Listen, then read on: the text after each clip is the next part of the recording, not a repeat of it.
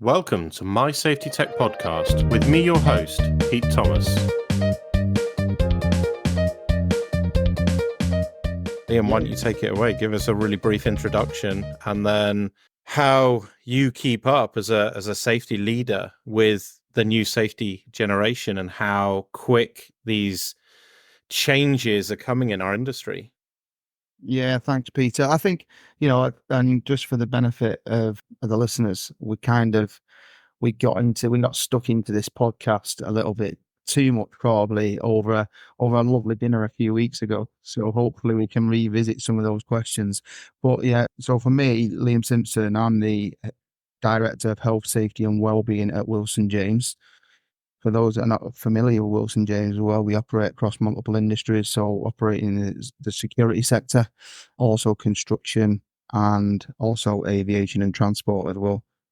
But just to go back onto that question, Peter, I think it's it's a huge question that we need to be very, very mindful of safety as part of being a safety leader, not just being a safety leader, but also an organizational leader as well, because as we know, Generation X, Generation Y, and the future generations to come very much upon us.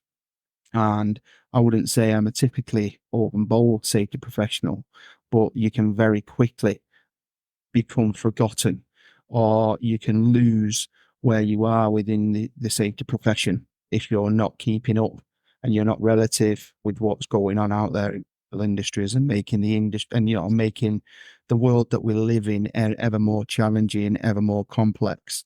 So for me, as I said, it's one of my key priorities that we've got to, as a safety professional or as a safety leader, we have to absolutely stay with it, stay relevant, and get out on site as much as we can. Yeah, I feel like, there's a couple of bits that you've already picked up on. Mate, I'm going to love this conversation. I know I am. It's almost like this element of this evolution of CPD. In safety, when we used to talk about CPD, it was like, what new legislation has come out? Do I understand it? Can I apply it to my role? But now CBT, that's when you learn to ride a motorbike in it. CPD is so broad. It's such a broad topic because of things like digital transformation, but also because I guess is where we sit within the organization as a safety professional. And I like the fact that you just said as a safety leader, but also as an organizational leader. And I feel like it wasn't always that way. Safety would have been siloed off, whereas now organizations have brought their safety leaders very much front and center within the organizations that they are. Is that reflective of your experience? Yeah, 100%. I think there's always a comment around safety leadership, isn't there? At every kind of strategy meeting, every kind of leadership meeting that you're about, you talk around safety leadership and how it's so important within an organization. But if we just remove that first letter, that first word in terms of safety, and just talk around leadership and what that means for organizations, then I think that then enables to look at it through a different lens and just broaden that horizon, if you like, for leaders in whatever whatever preferred profession they're in as a leader. Regardless of that, they still have a duty to that organization, but also to themselves and also to the colleagues and subordinates that they're serving. So, yes, as a safety professional, we're always going to drive the drum, bang the drum and beat the drum around safety leadership and how it's important. We should be doing it absolutely every single day. But if we're a good organizational leader, then safety just gets wrapped into that naturally anyway. And then you become this rounded leader for your organization, supporting it in absolutely the right way that you should without taking precedent of whether it's safety, whether it's finance, whether it's an operational leader. If you're a good all-round leader, then you'll get the best value out of that. Yeah, absolutely. Yeah, no, I really like that, to be honest. And I've been asked that. I've been on a couple of podcasts myself, and I've been asked like, what makes a good safety leader? And it's it's a question that you've really got to think about. But I think if you think about it in terms of the, sort of traditional views of organizational leadership, I think you're some way towards being there, aren't you? We can't just think of our profession on its own and not within the context of the organization that we're operating in. Yeah, and that's the thing, isn't it? Every single, all organizations will have their absolute priorities of what organization or what the strategy must be for that organization over the next 12 months in terms of the short or medium to long term. But I think, if we look at some of the key characteristics of leaders, and as we breed that throughout our journey, because for me as a leader and a future leader as well, we're always growing, we're always learning. I think we've got to stay open minded, especially to what the challenges are to come from a safety, in the safety profession as well. If we're very one dimensional, or we look at it through just one single lens, then we can easily get caught up in that. So I think we've got to keep open minded. We've got to have a broad understanding of what those characteristics look like from a good leader, and bring that to bear across organizations. Yeah, absolutely. So I think one of the things that I like about leadership, I think when I answered the question, I can't remember what the exact points that I answered it were, but it was something along the lines of, as you'd expect from me, anticipation of change and embracing innovation. Like, what are your thoughts on our changes in health and safety? What can you see coming in the next, I don't know, pick a time scale, the next 5 to 10 years? How do you think our profession is likely to evolve? No, I think, it's a question that's always on the tip of our tongues as safety leaders. And for organizations just in general, I think anyway, what does the next 5 years look like as a leader? But I Well, it's the think same in business, isn't it? It's like you said, it's the same in any business. We're like, what's the next 5 years look like for business? What's the economy going to be doing in the UK in the next 5 years? All of these things we're trying to anticipate is, yeah, like you say, it's not unusual to think ahead. no, not as absolutely. I think for me, from a safety perspective, we can't forget where we are currently.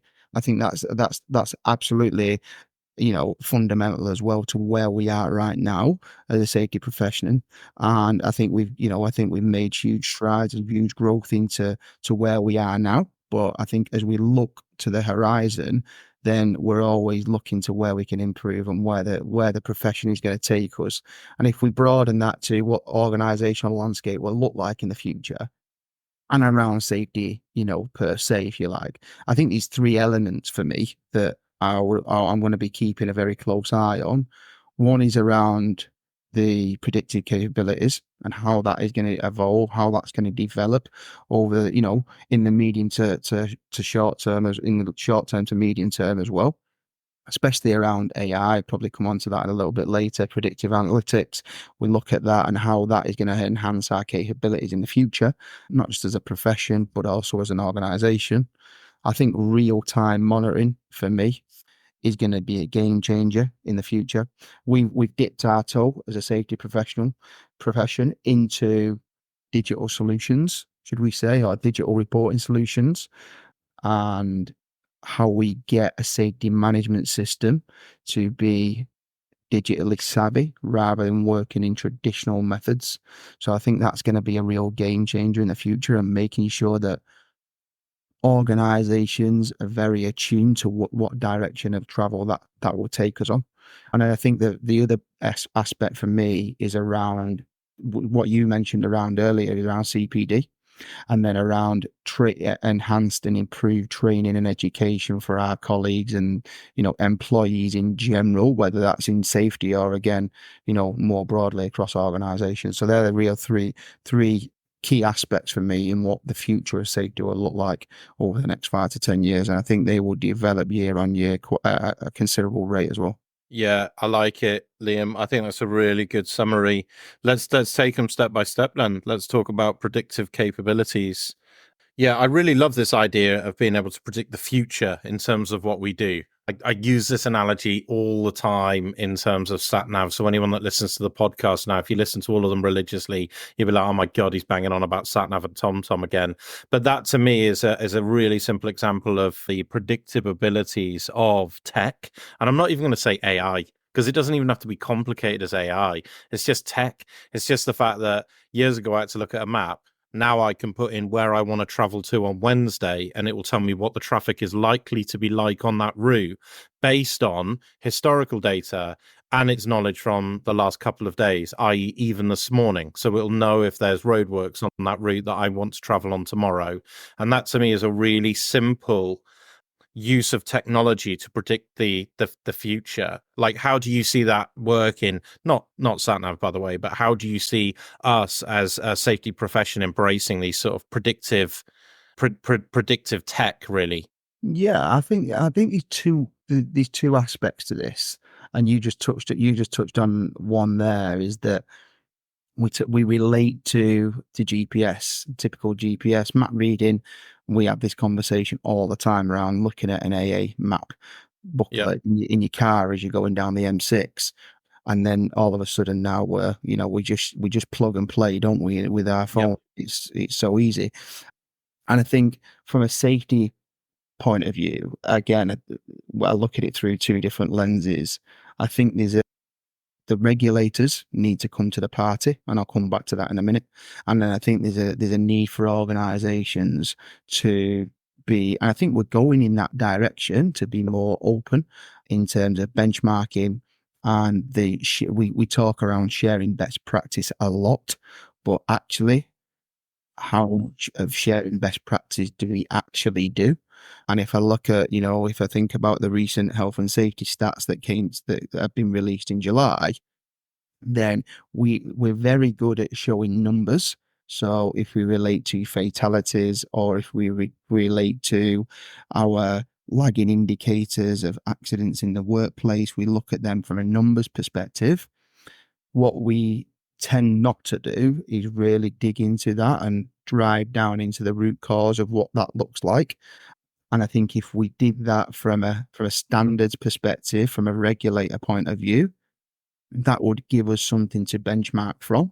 So going back to your earlier point, where you would type something into Google Maps, for example, and generally it will tell you how long it's going to take you to get from A to B. Well, actually, what you should be able to do from a safety profession perspective, you will look at an industry, you will estimate you've got X number of employees on a construction site that has got this work activity being undertaken. You are potentially likely to have this amount of accidents over this time period. And then if you overlay that with real-time technology, and we go back to Google Maps, for example, and we type in we want to go from A to B today, you will see that on the M6 you're going to be stuck in traffic for 25 minutes because it's peak travel time.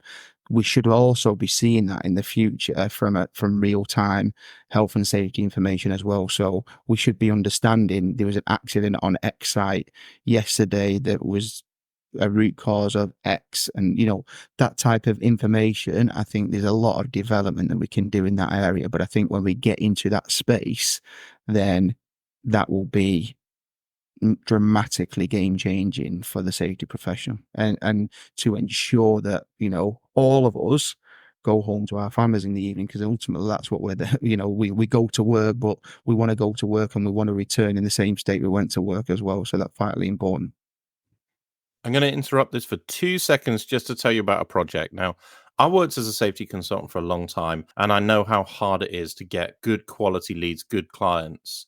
I set up a website and got literally no hits. The counter went to like 3 people, and I was embarrassed. It was embarrassing how much money I spent on it for no one to ever find it. It was on like page 10 of Google Ads, and I spent a fortune on advertising in trade publications and never got any feedback, thousands of pounds. And then I had to spend money on making the advert. So I've set up mysafetyconsultant.io. It's a place where you, the seller, can interact directly with your customer, and everyone's welcome. If you're a fire safety consultant, a fire extinguisher technician, fire door inspector, well-being specialist, or if you're a safety software company that sells software to business owners, you're welcome to advertise on mysafetyconsultant.io. And what's more is there's a 3-month free trial. So please give it a go. Thank you. Yeah, no, I totally agree, man. I totally agree, and I totally agree about the regulator bit as well. And it's a question of it. For me, it's a really challenging one, right? Because the regulator's there to do a job, but what is that job? I reckon we could have a discussion around that. On the face of it, it's really obvious, right? It's there to improve safety standards through enforcement, through education, provision of guidance, and then they've got the ability to back that up through enforcement powers. But the reality is, the regulator just doesn't have enough money, and this is me being sympathetic towards the regulator, to probably make the changes that they want to make. I've worked with a load of ex-HSE. I can't claim to be, by the way, the biggest knowledge on the HSE. So if I'm wrong on this, someone feel free to shout me down on LinkedIn. I don't mind. But as a as a as a as a as a safety professional, I've worked with a load of ex-HSE inspectors, right? And they tend to be really, really knowledgeable, and they really care about this stuff. They've got a passion. But as an organization, what the regulator puts out just seems to be wildly out of date. Like, someone referred me the other day to some guidance that came out from the regulator on the financial costs. It's a HSG document on the financial costs of health and safety. So in terms of weighing up the financial benefit, I want to say it was HSG 101. It came out in 1995. And I commented on LinkedIn with a photograph of what mobile phones looked like in 1995 by way of comparison, to say, I mean, how different even is the workspace that we work in now? How different is the economy? How different is the cost of living? How different is the price that it costs to employ people? We've had the Sentencing Council guidelines, which saw prosecution skyrocket since 1995. I mean, in fact, that come out in 2000s, wasn't it? It's like, 2007, I believe. yeah, so it's like everything has changed since then. And I feel this is the same as RIDDOR, for example. Like, RIDDOR just, it doesn't give us the depth of detail that we need as safety professionals to make informed decisions, to make changes. Often we just go, well, there's been a RIDDOR. Right. Is that someone that's sadly, tragically lost their lives? Or is that someone that tripped over in work and got taken to hospital and then has had 7 days off work, for example, as a result? Do you know what I mean? It doesn't, it's very binary. It's like a one in a box or a zero in a box. And it doesn't give us enough to go on. And while I'm on a rant, I'll go on. I'll just say one more thing. It's the same as fire risk assessors. There's been a lot of prosecutions for fire risk assessors by various fire authorities. Okay. And they're like, well, the fire risk assessment wasn't suitable and sufficient, so there's been a prosecution. Okay, why wasn't it suitable and sufficient? Tell us. We want to know. We want to learn. What did they miss out? What did they do? What could have made it better? Like, we need this information to develop as an industry. So if the enforcing bodies really are set on improving the standards, I genuinely believe that they need to share more information. I think they need to tell us more about what we need to do. Well, I'm glad that you've just gone on a mini rant as well before I went on a mini rant. But oh, that's a shame. You're the guest. I'm going to delete my bit out and you carry on, so it'll look like you did it. Yeah, absolutely. I think, Peter, I think you've just hit some, really telling points. And I think for me, when you look at these type of reports, you want to just that's the outer ring of the onion, right? And then from me, you then need to start peeling it back, as you would, as you just alluded to, because we see the number, and we talk about, in the recent report, they talk around number of fatalities across industries and how it's increased. We seem to be plateauing over the last 10 years, and we've made strides over the last 50 years if you go back in history, but over the last 10 years we've not made great progress. And then the obvious question for me is, well, why have we not made great progress? What is that next step? You talk around RIDDORs and we talk around reportables. Again, this is a huge bugbear for a lot of safety professionals. And I was talking to a fellow safety professional as well only a couple of weeks ago, who alluded to the fact that they don't even have a conversation in their organization about reportables. Yep. Because they're not really interested around the number of reportables. What they're interested in is the harm that they do to employees. So was that employee, how much harm have we caused to an individual, but also how much harm have we caused to an individual plus their family? That's what we should be really talking about. Because when we change that narrative, when we change that mindset of language to be more emotive, then I feel we can have more of an impact. If we look at it from the language of a report or a RIDDOR, how does that strengthen a further conversation not just with fellow safety professionals, but also if you're managing upwards and then you're also managing downwards as well into an organization. How do we make that personal? How do we bring that to bear that is going to have an impact that is going to result in a positive outcome rather than it just being the same conversation again and again? We had 4 riddles this year, or we've had 4 riddles this month. Okay, great. But what we're going to do about it to impact positive change in the workplace and in the mindset of individuals as well coming to the workplace. So I think it's just really important as safety, as the safety, a lot of safety professionals alluding to this new safety revolution over the coming years. But if we're Yep. going to move forward and we're going to change people's mindset at safety professional level, but also at organizational level, then we need to be broadening our horizons with with different lenses on as we look into the future. Yeah, important stuff. I completely agree.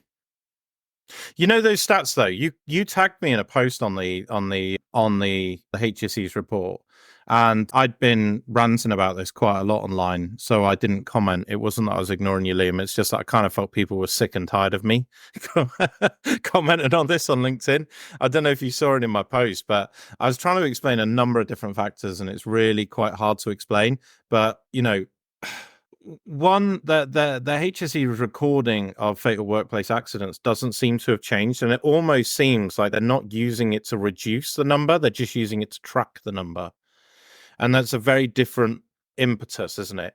The benefit of changing the criteria for measurement and the benefit for changing the criteria for the amount of information surrounding these incidents and what we share is because you want to make improvement.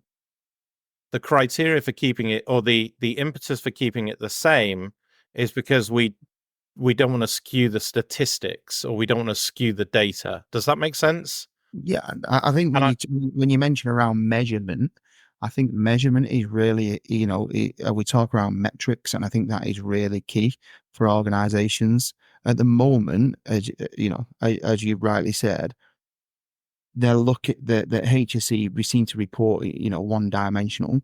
If we look at it organizationally, and one of my key drivers in the future where I think the safety professional can really change the goalpost is that we need to get better at benchmarking. Once we get better at benchmarking, that will give us the measurement, the metrics, the KPIs, the leading and the lagging indicators that as organization, across the UK and globally, if we're all working to similar metrics and measurements, that Yes. will really, really drive change. At the moment, my organization may report accidents and injuries from a different perspective than another organization. And until we come together as a profession to drive change, then there needs to be a huge shift in that benchmarking aspect as well. Otherwise, that doesn't aid the regulator as well to make the changes they need to make, because they need to be really simple with the black and white outcomes of how they define a number. If they complicate how they define that number, then it's going to get really cloudy as the further down the chain that goes to organizations.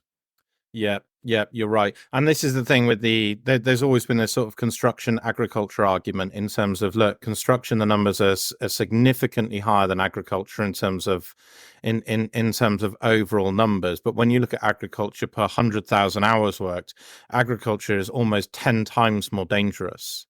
Then throw in some cultural things, construction, there are always a lot more people around, tends to be larger companies.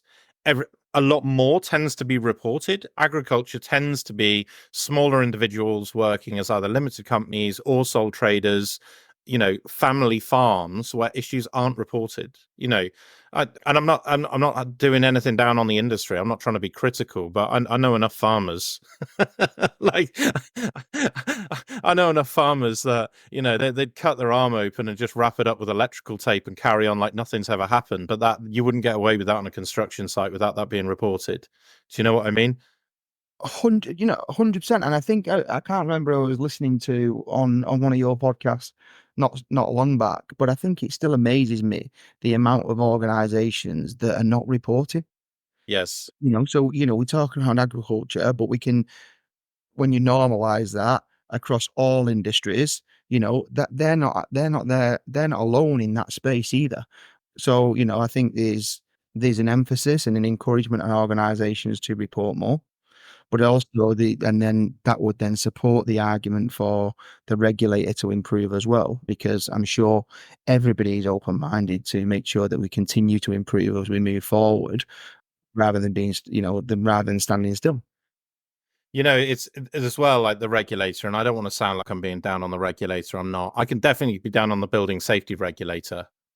I can do that all day long with the Building Safety Acts and all the HRB guidance, but that would take us into a whole other podcast because I dealt with all that. That was a nightmare rollout. But generally, I think the HSE do a pretty good job. So I don't want to be critical. But what I would say is, when we look at the fatal workplace accidents that came out recently, and it says, well, the highest is construction.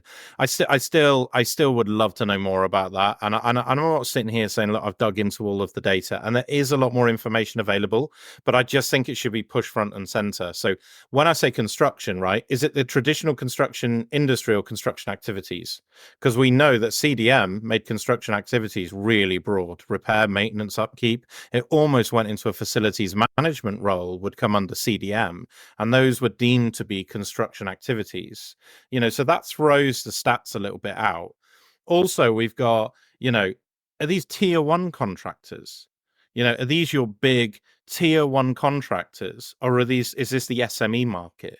Because the two are totally different. And then when you get down to your really small, 5 people or less in a local building, I say firm, but I mean, a local building contractor with maybe like 3 or 4 employees. Okay.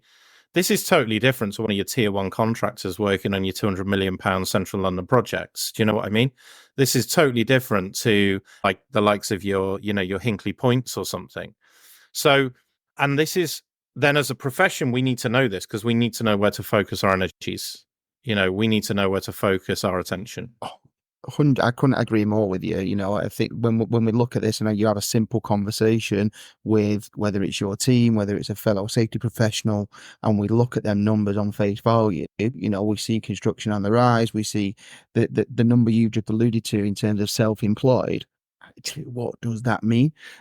Are we dealing with, one-man bands, for example, who've had a fatal injury, or are we dealing with more larger scale trade contractors, to your other point? So we just need to, as much as I echo what you just said then around the regulator. I think the regulator gives us a great foundation, great guidance, great support, and it's provided that over the last 50 years.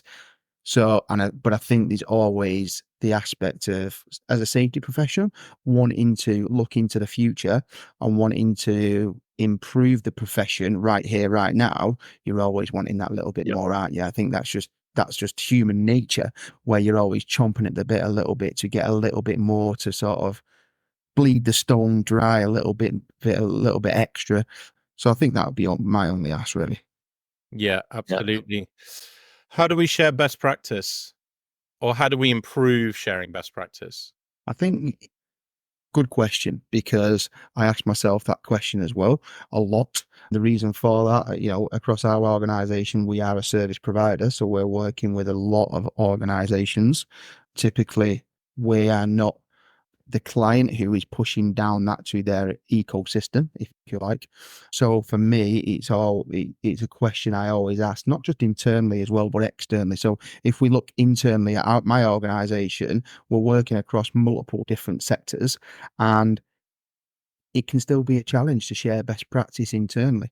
So then when you look with an external lens and how you grow that, I think we just have to, again, as not just as safety leaders or say within the safety profession, but as organizations, I think this opens up to better communication. So we share best practice, but how do we do that? I mean, there's a multitude of avenues that we can communicate this day and age, right? And we've seen that grow exponentially over the last 10 years in different communication channels. We're sat here now on a, on a recording platform. You Yep. can sit on Zoom, Teams, WhatsApp, whatever it may be that organizations leverage to get their communication out there. But I think we need to embrace further openness. There needs to be a willingness to share best practice. So, organizations that I work with, who I talk to, there is never a blocker. When you have a conversation, there is never a blocker to sharing best practice. But in reality, there's still a huge challenge, so we've got to keep talking. We've got to be more, we got to keep open to the idea of change. People don't like change. People don't like to share if sometimes there's an accident on their site, because it may raise a red flag against them as individuals or as a project or as a collective. So once we can break down those barriers, we keep them open. And I think we just look at different, embrace ways we can communicate better. You know, Openness, I think, is one of the number one things we need to be mindful of as a profession. That if we break down the stereotype of reporting and they're gonna be a blame culture, if we get rid of that narrative and that doesn't come into the conversation in the future, then I think there'll be a lot more sharing of best practice, because it won't prevent somebody from just clicking an email or sharing a document or opening a link. I think we see that typically a lot on LinkedIn. I think where LinkedIn was, if we use that as a good external platform to share communication, to share best practice, I think it's demonstrated that positively quite a lot over the last 12 to 18 months. I think it's taken a real shift. I don't know what your opinions are on that. That's why we was connected. Yep. That's why the network continues to grow. I think that's why I speak more now than I've probably ever done with external safety professionals outside of my organization and who I'm connected with. I'm speaking a lot more with safety professionals globally and also outside of my immediate network. And I think that's there's a lot of credit to LinkedIn for doing that. So I think if we can learn from those aspects of where that's grown, I think that gives us a real chance in the future to share best practice in more of an agile way. Yeah, agreed. I've definitely seen that on LinkedIn recently. And I think, one of the things for me is that I've had the opportunity to go on a couple of podcasts from Australia, and it's amazing. But culturally, we've got to remember it's very different. And in terms of the level of risk and their risk profile, it's very different. So it's sort of like we can take a lot of the information, but we've always got to be cognizant that it's not necessarily the same risk and hazard that we're dealing with, if that makes sense. Like, I looked at the statistics, for example, for Canada, and if you look at some of the statistics in construction, wow, they're shocking. Wow, they're shockingly high compared to what we have over here. And then, of course, Australia, significant high risk industries in terms of mining that we just don't have over here. I think we've got one or two mines, but it's incredibly niche, such a niche industry. So it's cool. Isn't that isn't that really something that we can leverage though? Because Yeah. where we're different, I still think it provides great opportunity to learn. And anything that any piece of information, safety related, we can learn from. And Yeah. I think that's the space that we need to be in, that we need to be mindful of. So any information we get as a safety profession, as an organization related to safety, and always mindful that we can take an opportunity to learn and improve, regardless of industry and regardless of what sector that individual's operating in. I think it just provides a great opportunity. Yeah. Yeah, I don't disagree. I don't disagree. I just always think it has to be in the back of my mind as a variable. It's very niche, but it's kind of like, how do I describe it? For example, if you would see like a road traffic intervention that reduces the number of accidents, and they go, here's the study that we've done. We did this study in some, like, pick any country in the world that's not the UK. If the statistics of road traffic accidents are significantly higher, then the study would have more credibility in the country where it's significantly higher, because it would be easier to make a difference from the intervention made. Does that make sense, what I'm trying to say? 100%. that's the only variable that I'm trying to take in it, by the way. Liam, I'm Yeah, not and I think, saying, no, but I'm just like, I think it's a great point because I think, what you can take that information, you can look at it and say, listen, this industry or that environment has, has improved dramatically because they was here, and now they're there. But I think if you overlay the risk, I think it's always good to look at improvements. But if you can overlay a risk to that specific environment, whether it be a country, whether it be an industry that you're relating it back to, and overlay it with what's relevant to that organization or to that sector, then I think that's where the power is in terms of the learning. yeah, no, you're right. I was at the Northumbria Water Group's event, the Innovation Festival up in Newcastle a couple of weeks ago, and I was speaking up there. And someone asked me, when you're on stage as well and you're speaking, you kind of want to give an answer. You feel compelled to give an answer. It's like they've got you there. You feel like you've got to give an answer. And someone said to me, Pete, you worked in a few places in the world, you worked in the Middle East and stuff. Like, where's the best place for safety in the world? And I sat and thought about it for a minute, and the patriot in me sort of took over, and I was like, it's got to be the UK.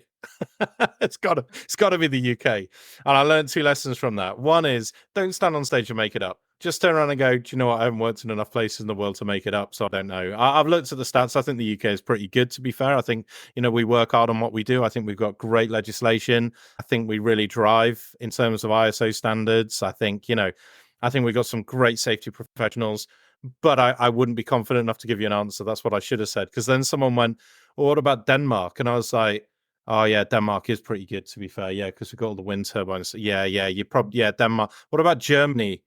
Oh, yeah, you're right. Germany is pretty good, actually, because they've got a lot of like welfare stuff and well-being. They take that pretty, yeah, okay, yeah, you kind of. So I sort of learned the hard way All that. about Germany is from being there recently. Don't touch on their driving standards across the highways in Germany. But other than that, we might be okay. Yeah, absolutely. Absolutely. Real-time monitoring. Are we talking about like wearables, like wearable solutions, or are we talking real time as in data, like visible on a screen, like some sort of software dashboard that gives you some real-time information? What do you mean when you say about real-time monitoring? Well, I think you just touched on the 2 points, haven't you, there, Peter? I think you've got what they label as the Internet of Things, isn't it? So Love it. you've got devices that continually monitor different conditions, different environments, equipment statuses, potentially the workers' health, and that's feeding back in terms of real time monitoring. That may even look at if we're in oil and gas industries where you potentially wearing, you can Yeah. track gas leaks, etc. But I think then the other bit is around wearable technologies. I think I was on I joined a webinar recently around smart helmets and fitness trackers and what that's doing typically in the construction industry and how that can improve people's stresses, people vital signs for indication of fatigue, indication of stress, all those aspects as well. So I think from when we look at real-time monitoring, I think we've done really well so far in terms of the different elements of tech that we brought into safety and how it's developed. Even in my time in, being a safety professional over the last sort of 10 to 12 years, that we've done a real shift change. But I think when you look into the short term of how that can change as well, I think there's some real positives and, there's a real anticipation of how that can be brought to bear within a working environment and, just to make life a little bit easier and a little bit stress free not just from, and again, I go back to this is not just about the safety profession. This is around organizations working smarter, being more efficient, and then by doing that, that just enables so much more productivity into the workplace. Yeah, I really like it. Wearables came up the other day, so I'd love to find out who was presenting on this webinar because I'd love to get them on the podcast. But the idea of wearables and the expansion around that, just when I started thinking about it, there is just no end to the possibilities in terms of and by the way, and this tech now is so cheap. like a Whoop band is so cheap now in order to produce. It's the subscription that actually costs you the money on the Whoop band. But the thing itself is so cheap to produce when we compare to like the Garmin's that we had 10 years ago as like fitness trackers that were an arm and a leg to buy. Whereas now they're quite cheap and quite accessible. And I was thinking about it from all sorts of points of view, from monitoring hand-arm vibration, but then to take that to, you could benchmark the tooling that someone's using to be able to proactively maintain that equipment, or reactively maintain that equipment, should I say, in a proactive manner. Probably get that wrong, but if the vibration baseline increases, you know that the equipment needs to be maintained. Does that make sense? Yeah. All the way through to stress. I was saying that, we know, or I think we know, but actually we don't know. Anecdotally, I think that when people are stressed, they're more likely to have an accident. Stress indicates someone rushing to do their job. It indicates pressure. And I believe that anecdotally, there's more likely to be an accident when someone's stressed. Imagine having that Whoop band that says your heart rate is raised, everything's elevated. Take 2 minutes. Just go and take 2 minutes and take 10 breaths and come back to it, because you're rushing and this is where something could go wrong. Now, again, I say anecdotally because actually I don't have the data to prove it, but I would love for us to start getting that in place. Well, when you touch on stress, I think that opens up so many different avenues as well. And we talk around it a lot in the well-being space: stress, anxiety, depression, fatigue. I think one of the first questions when anybody has an accident in the workplace is you look at what that potential individual's fatigue levels was like, and then relate it also to stress. So I think, speaking recently, when it was, I earlier mentioned around a webinar that I was on and looking at smart technologies around helmets and how that can be a real game changer across the construction sector. If you look at, and we talk around fall from height, Yep. being one of the biggest increases within the recent statistics. So, if each of those individuals who unfortunately lost their life was to wear a smart helmet that could detect stress, that could indicate fatigue levels as well, and that was real time monitoring back to their operational support center, for example, or to their ops manager, would we have avoided a number of fatalities? We don't know that number. We don't know right now, but anecdotally, like you just said, is that potentially has a positive outcome on those numbers. So I think we must, as a profession and as organizations, we must embrace technology in its, in its strides into organizations as we move forward in this safety revelation. 100%. Yeah, absolutely. And to be honest, I go to a lot of events and I see a lot of safety professionals who are really keen to take this on.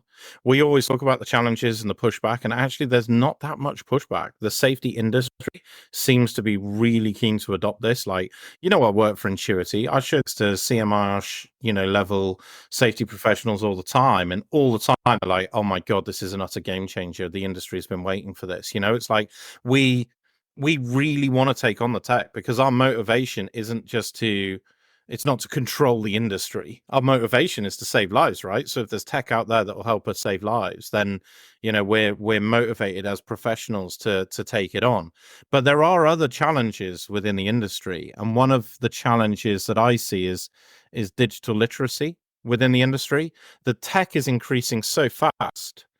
And as safety professionals and on the fire side, look, I'm just going to put my hand up. I work for a tech company now. I find it hard to keep up with the pace of change of tech. I find it hard. I do. I changed my password on my emails the other day, right? And it took me half an hour to change it on my iPhone because I couldn't work out where to change the password. And I think there is this thing of, can we overload people and put too much tech into a company at once, into a profession, and we're going to struggle? And how do we manage that? How do we overcome that?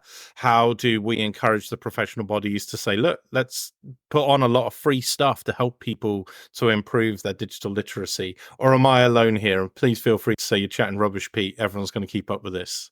Well, well, you may have seen me or may not, but when you what you was talking about, I was frantically nodding as well because I think what your first question, if we go back to the start of the podcast, was around what the future of safety is and in terms of me and how do I keep up being a safety leader, making sure I get out onto sites as one of my key priorities to make sure that I don't fall behind the curve and get left behind. And I think as much as we want to embrace technology and bring technology to aid us within keeping people safe, because ultimately, that's exactly what we're there to do while they're in the workplace. We have to be super mindful of what we're bringing and what we're introducing from a tech perspective. And I think not one solution is going to be fit for all different organizations. And even within organizations, one solution is not going to be one size fits all either. So I think as a safety profession, as a team of individuals or as a team of safety professionals within an organization, you have to really look at what the value of technology is going to bring to the organization first. And then once we understand that, then we can look at how we educate our workforce then to get the best out of the technology, because we can introduce technology all we want, but if we can't get the best out of it, then it doesn't really bring great value to the organization. So I think while we want to embrace the shift in technology, while we know it's an absolute must in the future, we also need to balance that with the introductory of different wearables, different aspects of technology to look at how we bring everybody on that journey with us. Because if we don't have everybody on the journey with us, we're setting ourselves up to fail. And I think typically across safety, colleagues who I've spoken to and other safety professionals, if we set ourselves, typically in the past, you do set yourself up to fail in some aspects. So I think when we are leveraging the benefits of technology, we've absolutely got to be mindful of bringing everybody on that journey with you as well. Yeah, yeah, agreed. And it's a conversation that I had with the FPA. I won't name individuals, but if you're listening, you'll know who you are. But I had this conversation with the FPA, the Fire Protection Association, on the fire side a little while ago. I think it was last year, and I said, "Look, we just introduced all this.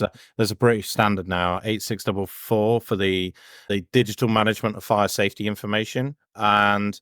And as part of like the HRB and the Building Safety Act, there's the golden thread requirements to digitally manage fire safety documentation. And I went to the FPA. I like them a lot, by the way. And I said, how are you planning to help improve digital literacy and help everyone in the fire industry to understand how to digitally manage this documentation? I literally feel like I've gone from writing FRAs on a clipboard and pen, so now we've got SharePoint, and now we've got a British standard telling us how we've got to maintain this standard. But no one's actually advising the individuals doing the job on the ground how to do that. And to be fair, the FBA have been great, and they've actually invited me onto their podcast tomorrow. So I'm actually doing their podcast tomorrow, which would be really cool. So hopefully we can get into this a bit more then. But it is a But challenge, and it's not it's either for tomorrow then, is it? Yeah. So if you're not listening to the FBA podcast, it'd be really interesting.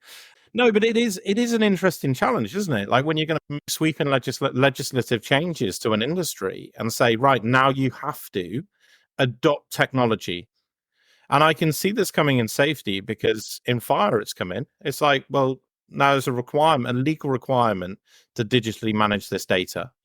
And if you think about organizations like, I started when I worked for the NHS, they were still managing stuff on paper.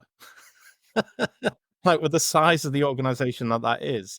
Now, you would be hard, you'd struggle to get away with managing a large organization and not having software in place to assist with the safety management of that organization, you know? I couldn't agree more. However, and I did say it a little bit earlier on actually, is that it still surprises me today is that how many organizations are still using traditional methods to report. Yeah. And again, you talk around challenges in the tech world, I think that is where it starts, isn't it? Because a lot of organisations who are typically using the traditional methods, and you mentioned the NHS, we really need to challenge that narrative. So we may go into the NHS, they may go, no, we can't report digitally. What are you talking about? We must use a spreadsheet, we must use pen and paper, and that's just the way we've done things. So being able to I think one of the key aspects of a good safety leader is around influence. So being able to influence, being able to break down them barriers, challenge, be uncomfortable with challenging those conversations. I think, that's where we need to start sometimes as well. Is I would, I would love to challenge individuals who work in these organizations who are typically still using traditional methods to understand why that still remains. Because, I would expect in the modern world that we're working in that we should be able to find a workaround and find a positive solution to how we can make that step change, because ultimately it improves efficiency, improves productivity, and it brings great value to organizations from a learning perspective. So once we're able to influence at the right levels, then people should be able to should enable people to embrace that change rather than be so resistant to it. Yeah, mate. And it's really interesting in safety, isn't it? Like, if we look at, if you take any organization and I say to you, accident report, incident report, workplace inspection template, and let's say permit to work for pick a subject, you could probably guess 99% of the questions on those if you had long enough amount of time. Even though for each of the individual organizations and each of the individual industries, the requirement for each of those would be different based on the data that they need to record in order to prevent future occurrences of whatever their major accident incidents are for that year or whatever their priority is for that period in time. Yeah. Well, I'm not too sure. I don't think it was you actually. We was talking around it when we was having that lovely dinner. But I think when we look at stuff like that in terms of standard compliance, Yep. I think now that's an absolute must. That's non-negotiable. But the next stage of that is breaking that down to make sure that we are quantifying what do we mean by filling out a permit to work? What do we mean by filling out a risk assessment or doing a point of work, doing the point of work risk assessment on that work activity? Yes, typically you will get a generic report, but actually then we need to quantify what we're putting there. And that's where the levels of supervision, the levels of management really need to make that step change in terms of how we talk around leading and lagging indicators. When we look at leading indicators, this is one of the aspects that we really need to challenge in the future, is quantifying the information that we're putting in these type of typical generic documents that we've seen for years and years in the safety profession. Yeah. Exactly. And I hope what I said made sense in terms of these are your looking indicators. Like, this is how you record that information in these documents, and yet they've been the same way for many years. Many people will have just taken a generic accident book, written down the same questions, and then go, well, we've got a digital system now. No, not really. You got a Word document and you share it, you save it to SharePoint. It's the same questions, and those questions could evolve because, like, your organization might have a problem with X. So really we need to be recording. Obviously, there's some basic legal requirements and things that we've got to record. I get that. But then any of those other questions should really be focused on preventative measure to see the impact of X and what we could do to prevent X reoccurring within the organization on those questions. And I think whatever tech solution we have has to have that ability to adapt and to evolve and to allow us as safety leaders to be able to pick the right, pick the right metrics that we need to pick as an organization to mitigate the problems that organization or industry has. I think you just hit the nail on the head around around the reporting mechanisms of technology as well. If we get an off the shelf product that is very one dimensional and is not willing to evolve as organizations evolve, as challenges evolve within the workplace, then we're gonna shift the generic traditional reporting mechanisms from paper and just plonk into a digital solution. That's Yeah, it. but it's not And, helping us. Yeah. and it's not going to help us one single bit. So I think when we look at it when we're choosing or selecting that tech solution, we've got to be selective that that solution can also evolve with the work environments that we're operating in. Otherwise, if we don't do that, we're never going to move forward in the. Yeah, yeah, and this is how I sort of feel about it as well. Is that when you look at the most successful company, right? Look at the top 10 companies in the world. I think is that nearly all of them are tech companies, bar a couple of oil and gas, but the majority are tech companies. And tech companies have moved in from the 80s where they were barely in the top 100. Now the majority in the top 10. And look at any of these tech companies and what they do, and the amount of data and algorithms and the ever moving goalpost in terms of the metrics that are recorded. It's just phenomenal. Like if I look at SEO, for example, Google SEO, and I log onto a platform like SEMrush, which I do for my safety consultant, oh my God, that is weird. As I've said this, SEMrush has just popped up on my phone, like it's heard me. SEM position tracking update, literally sat next to me. It's come up on my phone. But my point is, those metrics are changing all the time. It's not just that my numbers are changing within the chart. The charts themselves are changing. What's being recorded, what's important, why it's important. Because once the system is set in stone, well, everyone knows it and the system is useless. So the system has to keep evolving, keep moving, keep developing. And I feel a little bit like this is where we're at with safety. Did you hear my thing that I said about the 2,500 workplace fatalities in the 1970s? No. Oh, mate, you're going to hate me for this, but I'm going to say it. So, when my thoughts on the HSE's workplace fatality, 180 tragic lives lost, and man, I put up a post on it. It made me upset. Like, it actually made me upset. I've been to fatal incidents. I remember them. I said that it's not just the 138. It's the impacts on the families, the impacts on the co-workers, the impacts on the communities. It's massive. Like, it's massive. And even my background, like ex-police and stuff. I've been to a lot of incidents. I was totally unprepared for the impact on the co-workers when I turned up. It shook me to the core because I just hadn't seen that level of grief. It was horrific, and so I would never try to play down these 138. The number of lives lost. It's devastating. And that's what, When and you touched on that there. And I think for me, when I moved from being in the military to being a safety professional, I think that's where it bred from, because we just want to make sure that we look after people. And when we've experienced the likes, when we've experienced friends, colleagues in the past who have drastically lost their life, and you see the real impact that's played out within their families still to this day. I lost colleagues 15 years ago in the military, and I went to a recent memorial of one of those colleagues, and you see the trauma that he's still left on those families and on those friends and colleagues of that individual. As you said, it shakes you to the core. Yeah.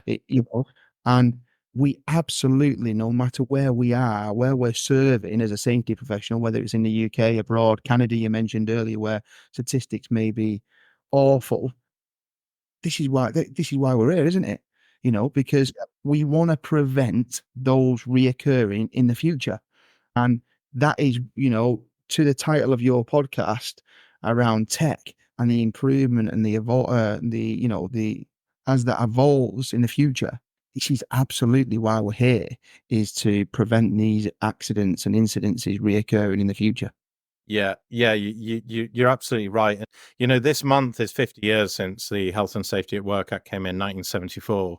And when I went back and I looked at the workplace fatal statistics from 1974, it's hard to read because it's pre-Riddle, right? So there's a graph and it was taken from some old data. The HSE have got it, but it looks like it's between 2,500 and 3,000. Right, it looks like, sorry, between 2,000 to 3,000, about 2,500 per year, which in 1974, given that it was a lower population, a much lower working population, those That's shocking. Like, it's truly shocking. Now, when I put this on LinkedIn, someone rightly pointed out, look, we had a lot more high risk industry back then, a lot more high risk industry, and that I take on board as well. But what I was trying to sort of say is that I was trying to make a comparison between any improvement of standard, right? So if I go to the gym, I lose a little bit of weight. It's very easy to lose a little bit of weight at first because I got a lot of weight to lose, Liam. It's like I see an immediate improvement by doing very little, right? But when I get to the I'm point thinking the same way. when I get down to my fighting weight, you know, pre-competition before I go on stage, and I'm down to 8%. By the way, I'm just joking. I don't look like that. Wish I did. But those percentages, those last bits, they get so much more tougher. And I feel like, we are now at a point where we have now got to do so much more. It's not enough for us just to go, well, we've done the base minimum, we've got a risk assessment, we've got this. I feel like risk assessment, the whole process, we need to start pulling apart and going, right, how do we pick those hazards? Like, what we've got these hazards, right? Where have they come from? Is that based on our industry? Is that based on our organization? Is that hazard in the right order? Is that our top hazard for our company in that area, working in that space? Like, or have we just taken that because that's a hazard that we've got in the UK?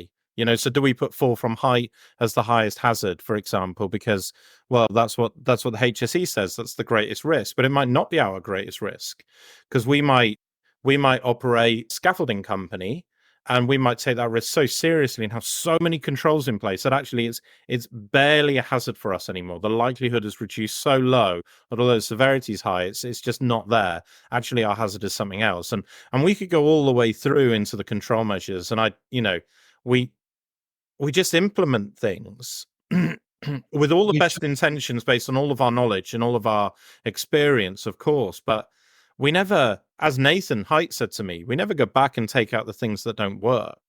We haven't, even as a profession, got a way to evaluate which control measures don't work. I think, when you touched on a point around, risk assessments, and this is typically where we first start, isn't it? As in compliance.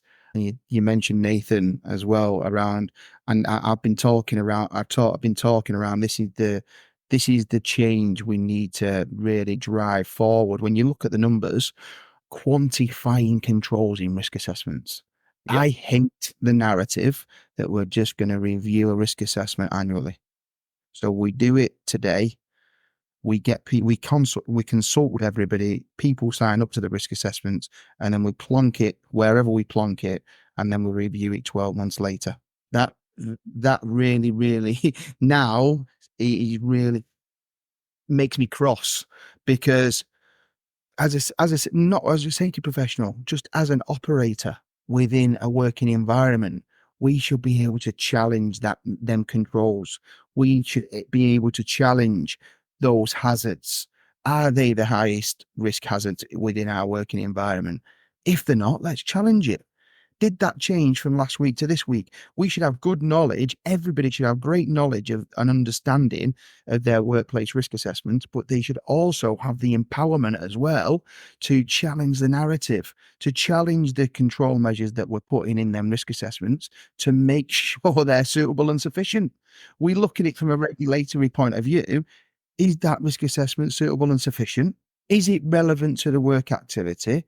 And I don't believe we should be accepting a risk assessment is suitable and sufficient today and has not been reviewed or not been changed or marked as changed until a year later. Yep. Great. There's so much that can change between day one and day 365. And if we don't shift into that space as a profession, but as employees and colleagues, then I'm afraid we will not. I don't believe we will see the changes we want to change within those numbers, because we have to absolutely change the narrative and change the mindset around control measures. And, we just need to be comfortable with asking the uncomfortable question, because typically we're not. as humans. Yeah, yeah. Someone said to me a little while ago, they talked about this concept of hazard consolidation. And I sat there and I thought, oh, you said something that's turned some cogs in my head now. What are you on about? And they never really told me any more than that, but they work for a massive company. And what they've done is they've gone through this process as a team of hazard consolidation. They consolidate their hazards down from like, I don't know, I'm going to make up some numbers so no one can identify them, from like 2,500 hazards down to, say, 500 hazards, right? And that way they could start to track and monitor the most effective control measures against those hazards. Now, the issue is that I can see with that is that you lose context, and context is everything in our business. Like, we've got to have context.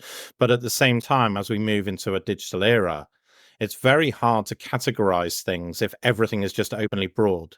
And I was thinking about like Spotify, and how you break stuff down into genres and subgenres to know what you like. Do you know what I mean? So you'll have some base genres and subgenres, but without that, Spotify would just be a mess. It'd just be like a ton of information. You'd never be able to find what you want. And I was thinking, how do we apply that to safety to start this digital process of what we do? And to me, risk assessment is one of the most important parts. It's the foundation building block of all health and safety. And I mean, I think I mentioned it a little bit earlier on, is around benchmarking. Yeah, huge. If we don't apply benchmarking as well, to your point of a risk assessment is absolute fundamental. It's the building blocks of of how we operate safely within organizations. And if we don't apply benchmarking, then organizations will just run wild with themselves. Yeah. Because you could have you'd have a million Spotify's individually. Now that would be no good for nobody, would it? Because you'd never get to find the song that you like. Yeah. So benchmarking it has to be another absolute priority from the regulator all the way down into organizations. We, as typically for organizations, we look at, you might think of lost time incident frequency rate, for example, as one benchmark. Yeah. But again, you can draw that out into benchmarking risk. We have a good foundation to what a risk assessment template looks like, but also then quantifying hazards, quantifying those controls, and making sure they're fit for purpose. Otherwise, if it's a once and done, then we're going to fall over. Yeah, Liam, honestly, it's been a real pleasure to speak to you. It was a real pleasure to catch up with you a little while ago. I speak to you and I'm really excited because it's nice to see a safety leader that's just so excited and embraces tech and is so excited to see what tech can do for us in the future, and to be in, the enviable position that you're in with an awesome company as well, and be able to implement these things and know that you're going to get some, real world tangible outcomes. I'm really excited. I'm pleased that we got connected, and I'm really looking forward to following you on LinkedIn and hopefully get you back on the podcast at some point in the future to see how these things that you've implemented are actually making a real world difference to people on the ground. So thank you. Yeah, Peter, thank you. And I think my only final comment is, to that point of what your call to action is there, for me to get to this seat now, we've collaborated, we've engaged on, multiple events individually and collectively as well. So I think my call to action is out there to other safety professionals. Keep doing that. Keep connecting.